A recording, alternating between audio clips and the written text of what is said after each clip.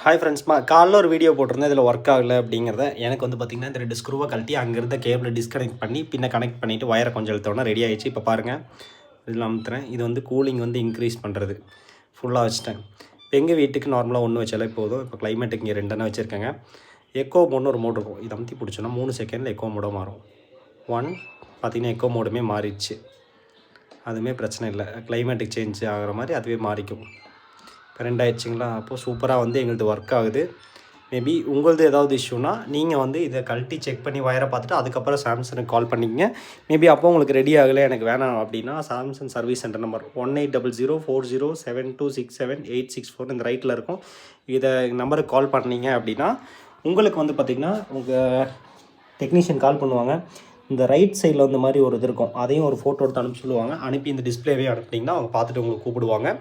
Next அது ரிலேட்டடாக டேரெக்டாக வந்து செக் பண்ணுவாங்க. பிடிச்சி நம்ம யூடியூப் சேனல் சப்ஸ்கிரைப் பண்ணிட்டு ஃப்ரெண்ட்ஸுக்கு ஷேர் பண்ணிடுங்க.